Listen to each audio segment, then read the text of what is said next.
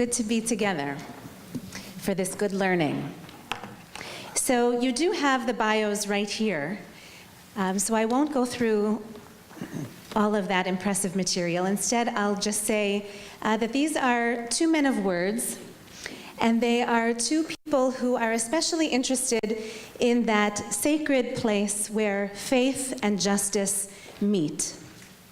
And that's what I think we'll end up talking about in one way or another.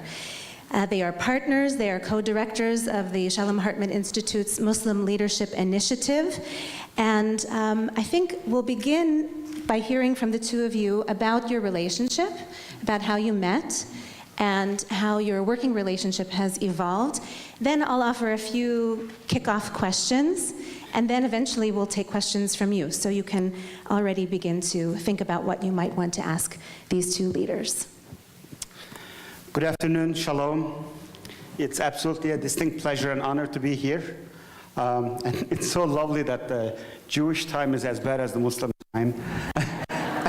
Things are running like it, I feel right at home. As a proud Turk, I see the name on the walls, last name, Turk. If there are any members of that particular noble family, I would like to meet. What a last name to have. My meeting with my brother, my partner in crime, is an important station in my recovery of my anti-Semitism. In all honesty, I always define myself as a recovering anti-Semite, and I really mean it because, and I don't want to reinsert the existing stereotypes. Not all Muslims grow up anti-Semite, but it's not rare either. The secular, non-religious, nationalistic, chauvinistic Turkish education and my family upbringing, not religious, early on it pumped so much hate into my heart. The first book that I read about Jews and Judaism was the children's version of the Protocols of the Elders of Zion. Children's version.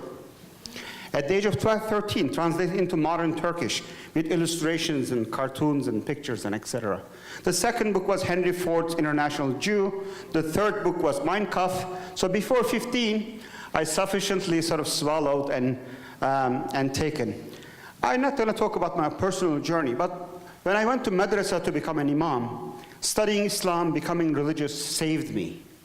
The religion that I studied, the Quran that I studied, the Muhammad, the Prophet of Islam that I studied, I couldn't reconcile with that kind of hate.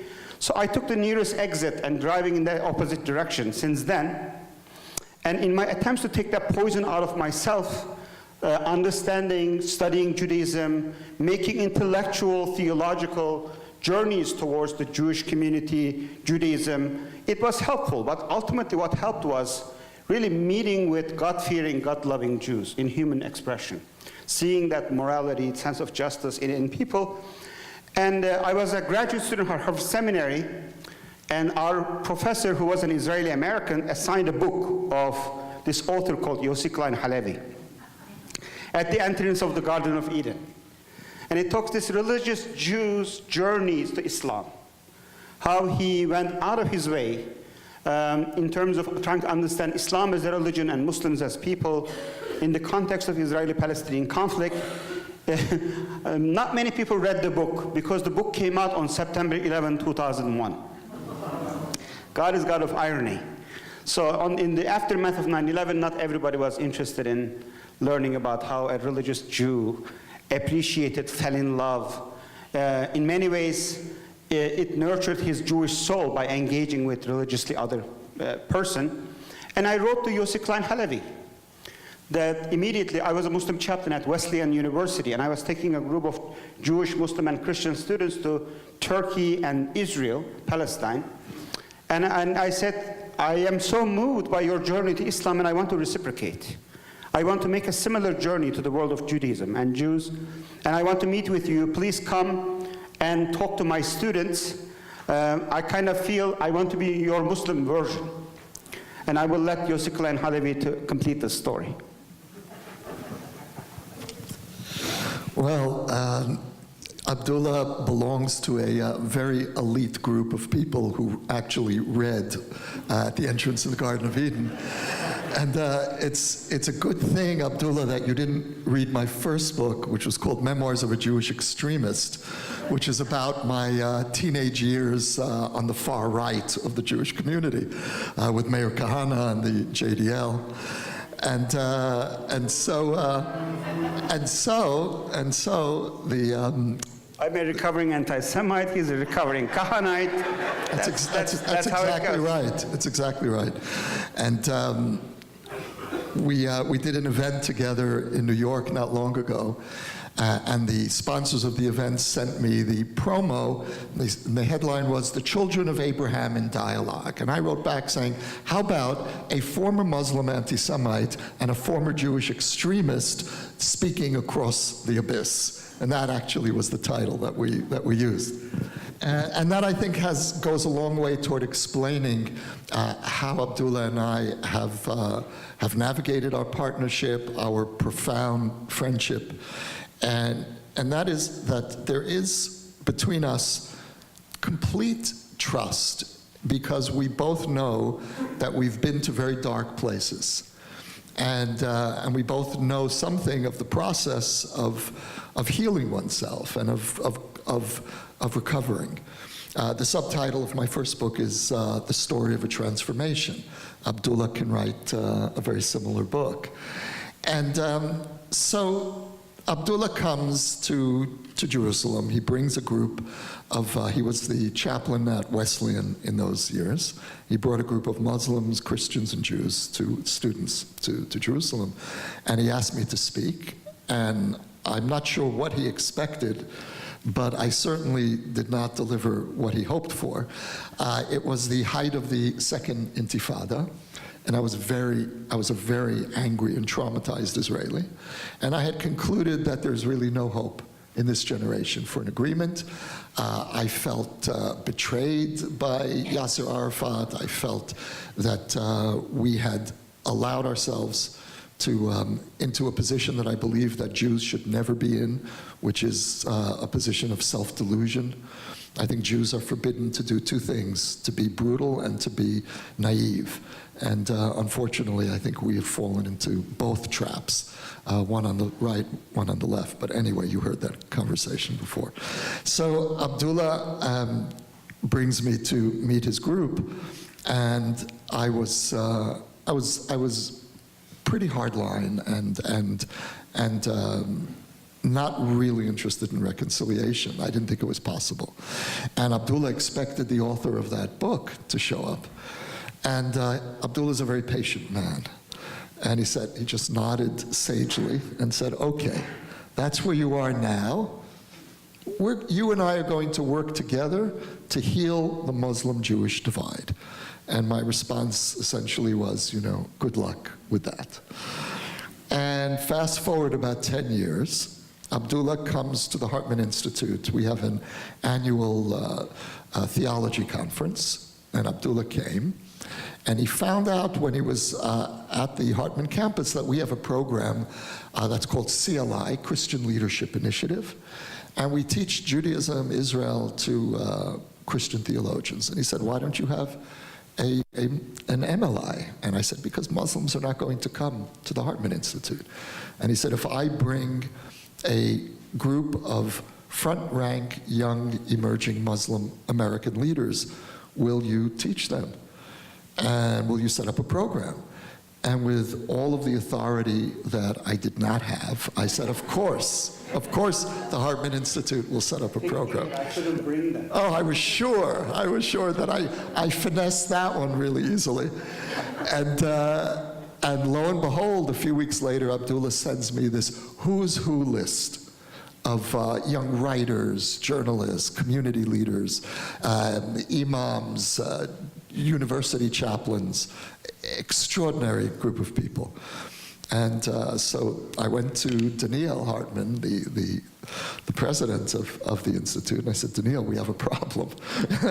we have to do this program." And Daniel's immediate response was, "Of course we're going to do the program." And then we both just kind of looked at each other and said, "Well, what do we do? How do we do this? How do you teach Israel, Zionism, peoplehood to Muslims?" And I'm very proud of the program because of the fact that it really it seems to be the first of its kind, but I'm also quite worried about that. I'm quite depressed about that.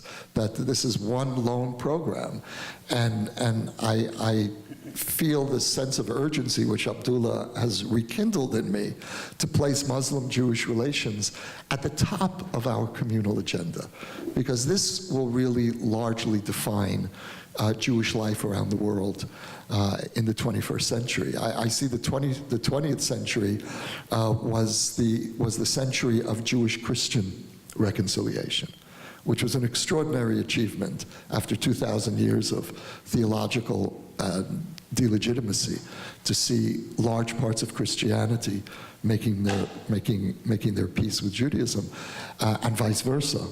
And so this needs to be the century of Muslim-Jewish reconciliation, inshallah. Before we launch into questions, I think we should just applaud your work.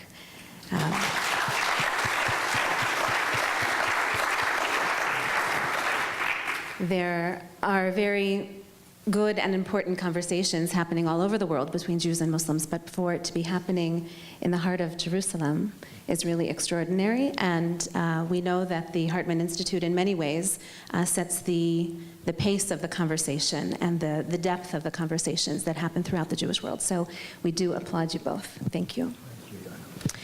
My first question is about where to begin. When you speak of one another now, you talk about brothers and soulmates and trust. Most relationships don't have such an immediate spark. And I wonder if you have advice for us, for normal folk, about where to begin a conversation between a Jew and a Muslim where Jerusalem is concerned. We have a beautiful saying in Islamic tradition that if there is a will, there is a halachic way. So the first thing where to begin is to create that willpower. Because it's so painful, because often very unpleasant, because it requires you to go out of your comfort zone. It's much easier to be in a small echo chamber of people whom you agree all the time. The fact that you're going to have to actually engage with people who has maybe irreconcilable differences with you, most of the ideas, energy dies there. People assume that it's not possible. People assume that it's not a Jew, a pro-Israeli, not pro-Israeli, a proud Israeli Zionist Jew and a pro-Palestinian Muslim cannot have a conversation. The whole idea is so too good to be true, too difficult, unfortunately. First, we have to build that willpower.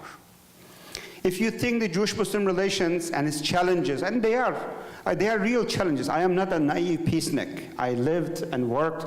I still work in many refugee camps. I am quite acutely aware of the kind of challenges that we face. But if you think Jewish-Muslim relations are very, very problematic, look at the Christian-Jewish relationship in the 20th century. What an incredible story. What an incredible transformation. And I argue that the Christian anti-Semitism is a lot more complicated and a lot more difficult to defeat than Muslim anti-Semitism. And many of the challenges that we are facing today is, they are challenges and real, but the issues that the 20th century, Christian-Jewish reconciliation, were in many ways, to me, a lot more complicated. People had to move the mountains. Jewish-Muslim relations will be different. Jewish-Muslim reconciliation will be different. But the history of the 20th century, you have a beautiful verse in the Exodus when God says to the children of Israel, or ask Moses, tell the children of Israel, bring me a gift. Tell the children of Israel to bring me a new gift. And I think in the 20th century, Christians and Jews, against all odds, they were able to bring a gift, incredible gift, by reconciling Christianity and Judaism. The same, I think what I'm in short is saying is our biggest obstacle is hopelessness and despair, which Islam equates hopelessness and despair as the greatest sin. I think it's Rabbi Nachman who says also, there's no greater sin than hopelessness and despair. First, we have to build the willpower. And the methodology and strategies which we will talk and which we will be more than happy to explain later will come. Secondly, what MLI is primarily trying to do is, how can I educate myself? How can I have the intellectual toolbox by learning and giving an opportunity to my Jewish brothers to explain themselves? How do they see themselves? How do they identify themselves as Jew, as Zionist, as pro-Israeli? You don't have to agree, but at least develop a respectful language, acknowledging and appreciating, not delegitimizing anybody's narrative. The secondly, even if you have the most sophisticated ways of engaging with people whom you might have potential disagreement, there is absolutely no trust. There is absolutely, I think what worked between of us, I think both of us have done so many things, so many goodwill acts in order to build trust between the two of us. I went through a lot because of this MLI program. And primarily, a lot of criticism, backlash, boycotting, a lot of death threats, and etc. But primarily, if you look, the biggest anger was coming because we are taking these people to Israel. If I were to do this program in Toronto, in this beautiful house of God, or in New York, the largest Jewish city in the world, none of those criticism wouldn't happen. But I insisted that we have to go to Jerusalem. We have to go to Israel. It's not enough for many of my Jewish brothers and sisters, if you say, I'm a two-state solutionist, I believe in the legitimacy and the existence of the state of Israel. Talk is cheap. Mistrust and skepticism is so thick between our communities that we have to actually engage in a goodwill act by going there, by doing this program. It's also not possible to understand the intricacies and the difficulties of Israeli-Palestinian issue, or the kind of reality that Israel is for many North American Jews without actually being there. But we had to go there. We had to take that risk. So I'd like to focus on the Jerusalem part of your question. And the way in which Jerusalem has been dealt with until now in the peace process was it was left entirely in the hands of the diplomats. And they failed. And they failed for many reasons. But I think one of the reasons was that the two sides were in effect leaving the negotiations to secular elites within both peoples, secular elites who try to really circumvent the deep religious emotions that are on both sides. And you can't make peace in the Middle East without honoring those religious feelings and without trying to bring them into the conversation. So I would begin with Jerusalem, not with what our political scenarios are for solving the problem, but I would begin with a religious conversation on Jerusalem. What does Jerusalem mean to Muslims? What does Jerusalem mean to Jews? And that's a conversation we haven't begun to have. Instead, we see this as a religious zero-sum game. And I have my political ideas, but that's not, in the end, that's not where we need to begin the conversation. And yet, as we all know, the political scenarios are what dominate the conversation about the future of Jerusalem. My Jerusalem is very personal. I live in Jerusalem. I've lived there for the last 35 years. My three children were born and raised in Jerusalem. I ride the light rail train every day to work. I live in French Hill. Anybody here has ridden the light rail train? So I think it's one of the great Jerusalem experiences. And what I love about the train is that it imposes an unwanted intimacy on the people of Jerusalem. Nobody wants to be together with all those other groups in the trains. The ultra-Orthodox and the Russian immigrants and the Palestinians and the Hebrew University students. Nobody wants to be in those crowded rush hour trains together. And yet you have no choice but to be with Jerusalem. And it's so moving to me to see the young Haredi women in the morning who are reading Psalms, the deep sense of religiosity that pervades the light rail, and coexisting with secular, and Palestinians and Israelis coexisting. And so I'm not naive in the sense of thinking that Jerusalem is really a united city. Jerusalem is in many ways a deeply divided city.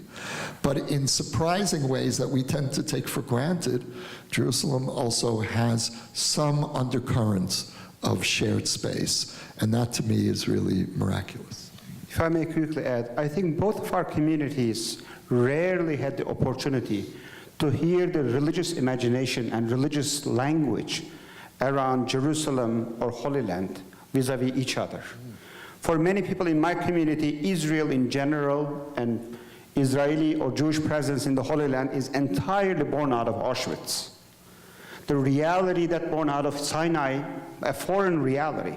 People might even know factually, but how deeply it resonates is not understood, not known. And maybe that's why Shalom Hartman and Hartman Torah works for its participants, because for the first time you are hearing a theological, biblical, scriptural, inclusive language or ticket about Israel, which you've never heard before. Similarly, I don't know how many Jews know the kind of sanctity, deep sacred value of what Jerusalem means for Muslims all around the world. When we were putting up this MLI program for the first time, I told the Shalom Hartman leadership, these are religious Muslims, we pray 5 times a day, make sure the program and schedule will reflect the Muslim prayer times. And then the next thing I know, somebody from Jerusalem, Hartman office, calling Durham, North Carolina, where I live, what are the prayer times in Jerusalem? I said, oh my God, what do you mean, what are the prayer times in Jerusalem? Just open the window of your office and look at Aqsa. Like, you shouldn't be asking this question to somebody who's living in North Carolina. You are living in this city where 5 times of praying became sanctified, where it's a Muslim Sinai experience took place, where Muhammad received the revelation and went back to his community. Like everything, the whole story happened in that part of the world. But that religious attachment is hardly heard by many Jewish brothers and sisters. And the presence of Islam or Muslim language is often politicized or received through the political and the violent lenses. I think one of the reasons that our friendship has deepened to the extent that it has is because we really love each other's religion. And Abdullah speaks about Shabbat envy and wishing that he had Shabbat. And I have envy for the power of Muslim prayer. And I was privileged to be admitted into the Muslim prayer line when I was on this journey that I wrote about in my book. And I have joined prayers with MLI. And the power of Muslim prayer is a total immersion of the body into surrender. It's a total experience of prayer. And after experiencing Muslim prayer, it's very hard to return to a pew. It feels quite confined and almost artificial. And so we have this, there was a great Christian theologian who was very involved in the Christian-Jewish dialogue named Krister Stendhal. And he spoke about holy envy as sacred envy, as the basis of the interfaith relationship. That when you get past the niceties of we're all children of God or all children of Abraham, you get to that point where you actually envy the religious life of the other, where you realize just how profound that life can be. And I think Abdullah and I really have holy envy. We will never let you speak. Yeah. But after Muslim prayer, experiencing Muslim prayer, it's so hard to go back to the pews. And after finding out Muslim Ramadan fasting for the whole month, it should be so difficult to complain just for fasting for 1 day a year.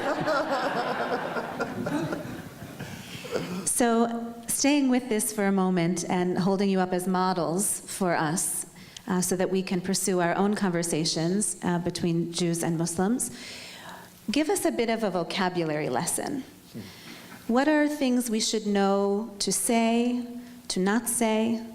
The language that we choose can be so helpful and so hurtful.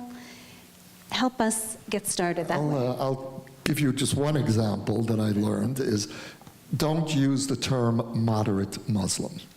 Moderate Muslim sounds to Muslim sensibilities the way a generation ago, at least for me growing up in the United States, non-Jews would say, you're a good Jew. You're not like the other Jews. And you're not greedy, or you're not this, or you're not, you're a good Jew. And so the notion that Islam is in itself somehow problematic, and one requires a moderate Muslim, or one requires Reform Islam, that's another term I would urge well-intentioned Jews, Reform or otherwise, not to use. It doesn't translate in quite the same way. And whether Islam needs to go through a confrontation with modernity or not, that's an internal Muslim conversation. But the notion that the kind of reformation that parts of Christianity went through and that parts of Judaism went through is somehow necessary for Islam to go through as well, that's an internal Muslim decision.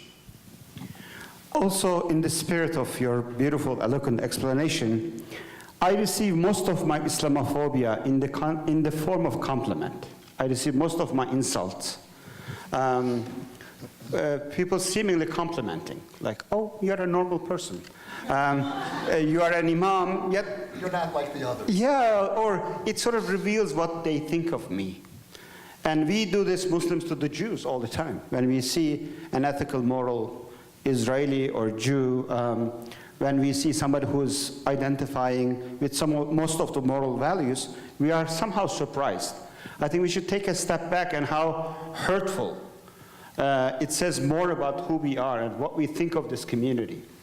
I think one of the words that we should never avoid, Muslims, especially normalizing Israel, normalizing Zionism, as if something is so innately, inherently evil or bad or horrible that normalizing is an issue or a challenge. I can see the kind of anxiety that people are going through.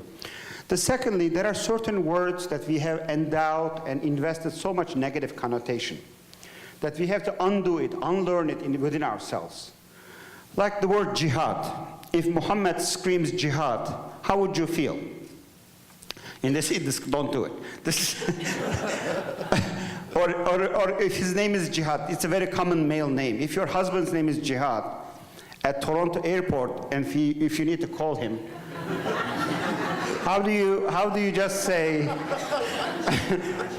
what do you say? Or your son's name is Jihad, and in Walmart he's running away. Like, what do you say? Hadi, GJ. Actually, there's a whole parody. One kid, apparently, I don't know if it's true or urban legend, his mother called Jay, and then he turned around and said, my name is not Jay, my name is Jihad. And I can only imagine the kind of controversy. There are similar, without knowing what jihad means in a Muslim context. And I think that there's a similar parallel. If you say Zionism or Zionist in many Muslim circles, it makes the similar kind of emotional cringing, emotional somehow. That became those code word for all the bad and negative things happening in our life that people sort of cringe. And not only we should learn what words to use, what vocabulary to use towards one another, but there is some internal work needs to be done. That am I comfortable with the symbols of this faith? Am I trying to understand respectfully within its own historical and linguistic context? Or what I feel about these central Jewish symbols and vocabulary, does it say anything about who we are and how much hate that, or bias and stereotype that I have swallowed and masked it through niceties? The flip side of this, in terms of our vocabulary, is to avoid a vocabulary of well-intentioned naivete. We're all children of Abraham. We all want the same thing. We all worship the same God. Jews and Muslims have deep issues to work out. We have lots of problems and lots of mutual grievances. And I respect those grievances. Most of them are legitimate grievances. Yes, they are legitimate grievances, I think, on both sides. And that's what makes this work so difficult. We need honesty, And it's not enough to paper over those differences with well-intentioned rhetoric. Yossi described Imam Abdullah as a patient person. And I wonder, when thinking about Jerusalem, what role does patience and impatience play? Right? One of the blessings and curses of Jews, if I'm going to speak in stereotypical terms, is that we are an impatient people. And that works both ways for us. If Muslims are, again, stereotypically patient people, how does that play out when we speak of Jerusalem? If I may, one of the worst combination of a character flaw is if you are patient and lazy. Or if you are impatient or if you are impatient and not relentless. I think the quality of sabr in Arabic, the patience is not, when you are patient, you don't just sit down and just do nothing. If you are patient but relentless, I think that's an important character virtue that I aspire to. Absolutely. You are patient because you realize there's so much. This is where Yossi is. This is where I want him to be. It's going to take a few years. But I will do everything I can for daily work needs to be done to make sure we will get there. We will arrive there. So our patience will make us work harder. Our patience should make us basically bust our brain. With the regular strategies, it's not going to work. How can I do everything I can to make sure we are going to arrive where we need to be? Would you say those are religious attributes? Absolutely. Patient and relentless? Absolutely. Absolutely. I think the religious convictions, religious moral convictions, should make us relentless. Part of it is also, if you are a person of faith, you shouldn't be too obsessed about the result, because the result is ultimately not in your hands. That God will judge you based on your ability, your effort, your investment. Did you do everything you can in your own personal capacity? And then the result will be ultimately in the hands of God. My Imam speaks for me. All right, maybe a little storytelling. Maybe if the two of you, before we open it up for questions, that'll be next from you, we'll hear from you. But a bit of storytelling, if each of you might share something that has sprung from your relationship, something that you have learned about Jerusalem from the other, that has forever changed the way you know Jerusalem.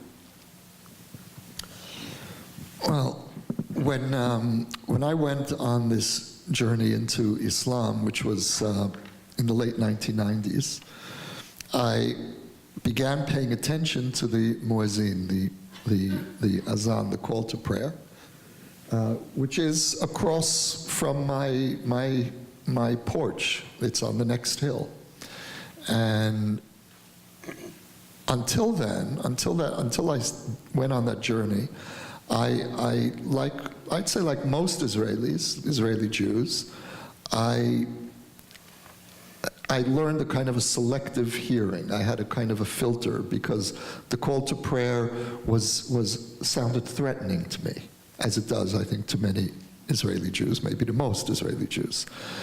And I think that's part of the tragedy of this conflict, is that Allahu Akbar, God is great, is heard by so many Israeli Jews as a threat rather than as a summons to prayer. And so when I started going to mosques and getting to know something of Palestinian Islam, I began to relate to the call to prayer as an invitation to me too. Stop whatever you're doing during the day. Remember that you're mortal. Remember that this material world is going to end for you one day.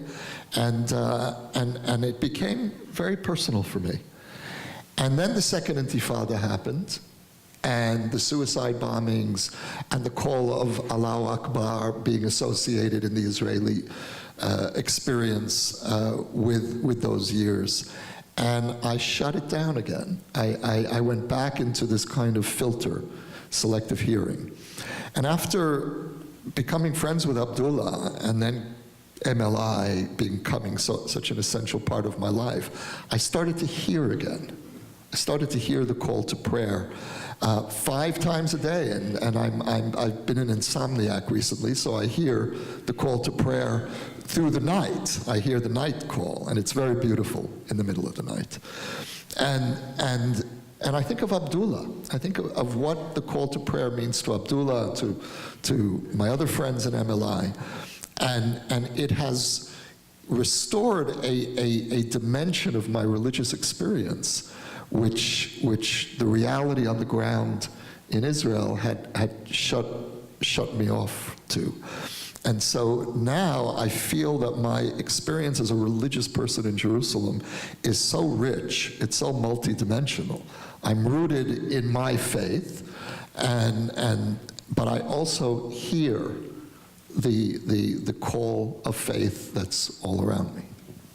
There are so many moments, but I think the one jumped in my mind is, during my anti-Semitic years, when I see a traditionally Jewish person with kippah and maybe with black hat praying in front of the Western Wall, Kortel, I would be filled with rage, like physically I would get sick.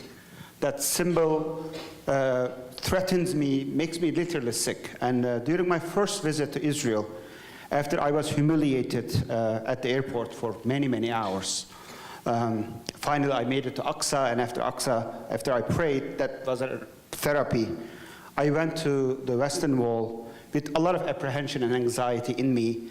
And I just looked at, there were some English translations of the prayers that the Jews say in that holy sacred ground. And when I saw how beautifully glorifying God's name, when I saw the picture that used to make me sick was nothing but a purely sacred fulfillment of a religious imagination, I was so embarrassed, like I was so ashamed of myself as a religious Muslim. Somehow that's so innocent. Like these days, many people, they see a praying Muslim, and God knows what kind of images or emotions they go through. But I was confronted my own background haunting me.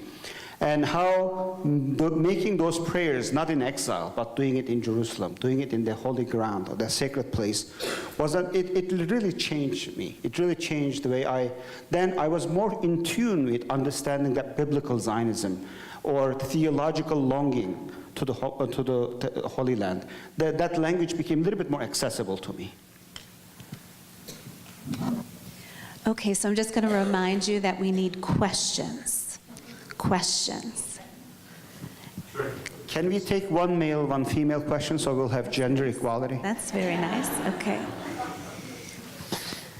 Okay. Should we pass the microphone?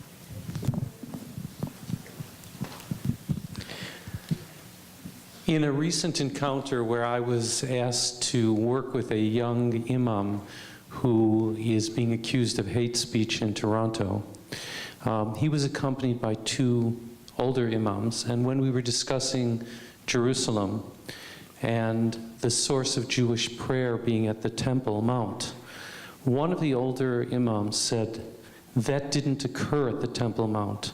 There is no Jewish history at the Temple Mount.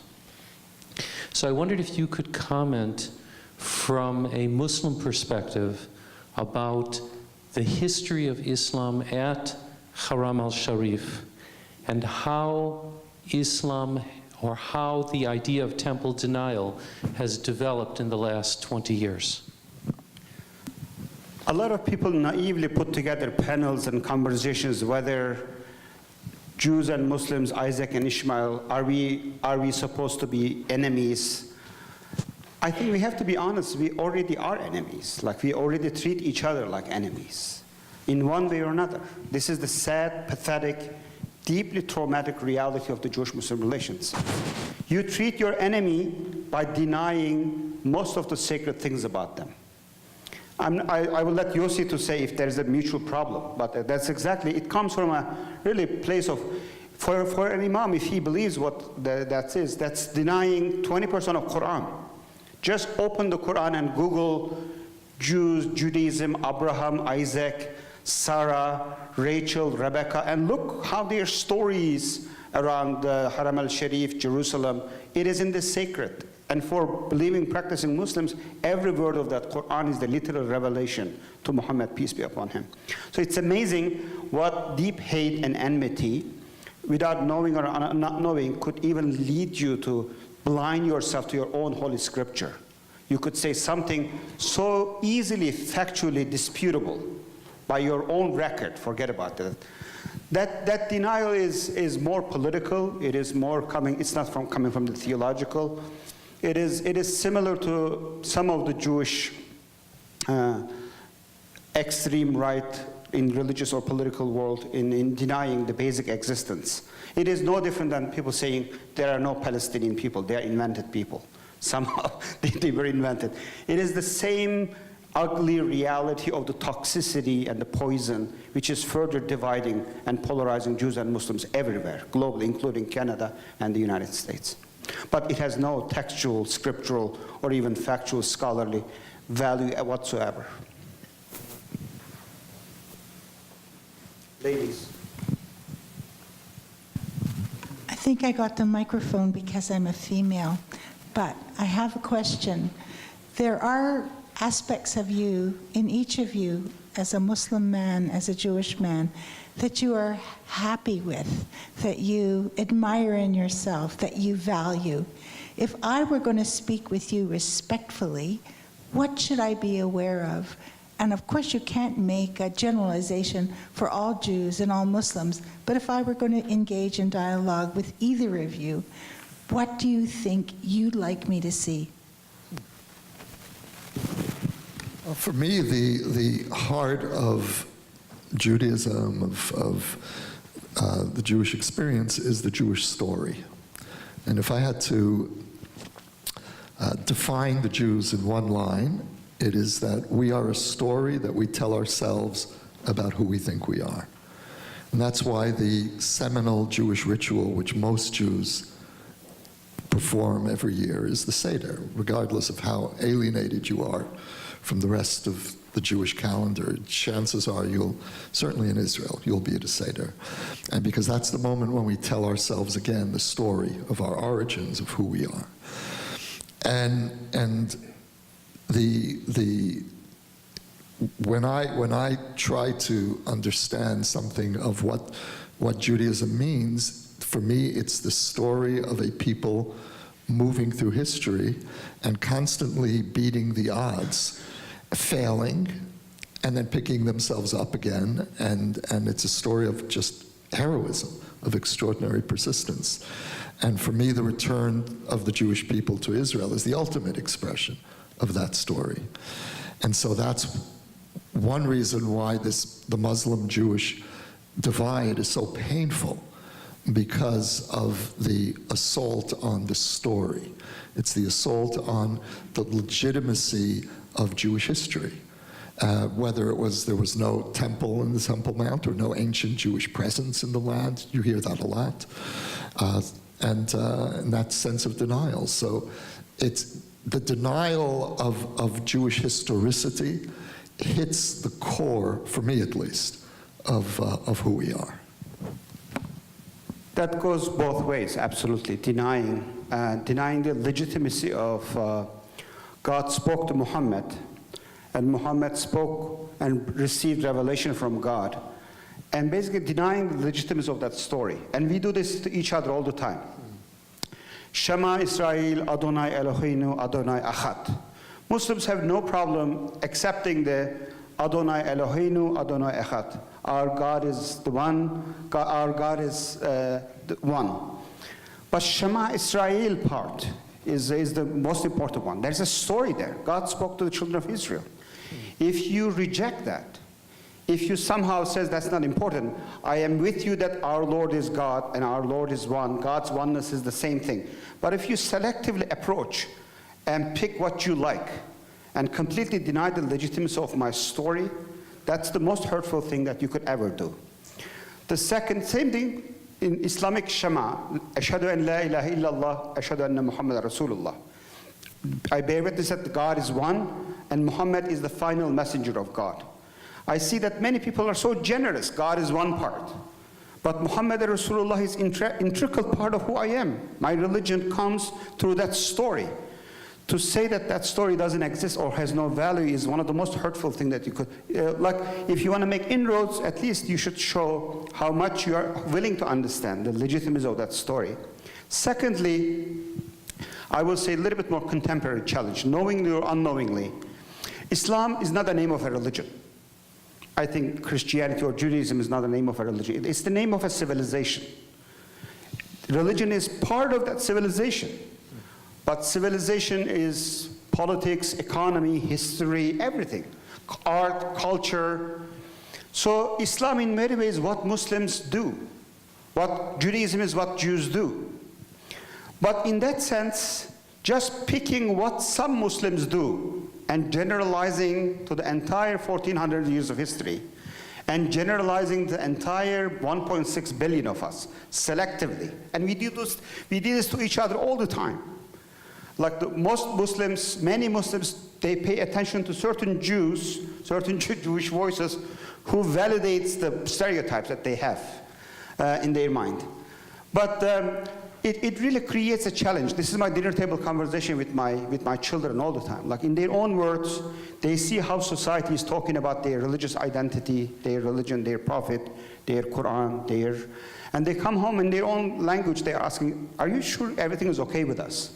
Is there something innately, inherently wrong with us? Is Islam somehow has the monopoly for producing crazies? Do we have monopoly on violence? Do we have monopoly on oppressing women? Like, that's been imposed on many, many Muslims. If you come close to pick only what certain Muslims do and generalize it to the all, unfortunately, that's when the religious and emotional hurt comes from. Can you, Imam Abdullah, can you identify what you think are the root causes of the enmity between Jews and Muslims? Root causes. So I have hopefully 3 hours. Yeah. You know, Muslim anti-Semitism and Jewish Islamophobia, for the lack of a better term. I can only speak from my side. Muslim anti-Semitism exists from day one. There are certain verses in the Quran, there are certain episodes and periods in the life of Prophet Muhammad, in the developmental years of this religion, there are elements which could be interpreted as anti-Semitism, and throughout the years, throughout the centuries, they pumped anti-Semitism to various levels to Muslim communities. But thankfully, very, very differently than Christian anti-Semitism, none of those scriptural, religious, theological, anti-Semitic elements which are there, they never moved to the center, core of Islamic theology, unlike the Christianity. Like you go to Yad Vashem, and they take you to history of anti-Semitism, and the first station in that historical journey is Jesus on the cross. I'm not saying entire Christianity is anti-Semitic. I'm not saying all Christians are anti-Semitic. But what pumped anti-Semitism last 2,000 years is the symbol of that religion. If you can't connect Jesus on the cross to Holocaust, that means you are missing the point. There is some connection there. But Muslim anti-Semitic elements within history, within tradition, never moved. It was there. When people needed to, when people want to go there, they could go and just bring it up. But it never moved. That's one of the main reasons why Jews and Jewish minorities had a relatively better time in the Muslim majority countries. It wasn't that Muslims were inherently more Jew-loving, or it doesn't inherently they were more peaceful, but the anti-Semitism never became like the central thing in the but it's becoming, unfortunately, increasingly in that fashion after 1948. That's the only thing? The only root cause is this? Currently, the way Muslims perceived and experienced the creation of the State of Israel, it's not one thing. It gave multiple elements. So at its core, Muslim anti-Semitism, or challenges and obstacles, at its core is political, but it's increasingly becoming religious. It's increasingly gaining religious currency, religious imagination. So what we need to do is to address the religious causes. That's what I do. I go to those grounds and I try to delegitimize the religious and scriptural roots of Muslim anti-Semitism. But if you think there are 2-3 verses in the Quran, 5-6 hadiths of the Prophet Muhammad, that's the problem. If you don't see political, social, and economical, and other elements involved in current Muslim anti-Semitism, you are not going to solve the problem. Last question. I just warmed up. You mentioned the light rail. I live 2 minutes away from Jaffa Road, and many times I'm on the light rail, and I see your Orthodox ladies, and I also see Muslim ladies, and I constantly feel you have to start teaching in both schools from an early age. This is the only way that we're going to be able to teach the younger generation. I agree with that. Thank you. So we'll take one more question, and for both gender and religious balance. So I just wanted to quickly say, I think there's a lot of discussion about how we build bridges and whatnot. So my name is Mohammed. I do a lot of work within the Muslim community. I do a lot of work within the Muslim community around crisis response and whatnot. So on January 29th, as you know, there was an attack in a mosque in Quebec. So that night, I was told to fly out to Quebec to support the community and take control of the situation. So when I got there, it was really difficult. The first person I met was a 7-year-old daughter of the Imam of the Quebec mosque, who explained to me in graphic detail watching the gunman come in and shoot her father in the back.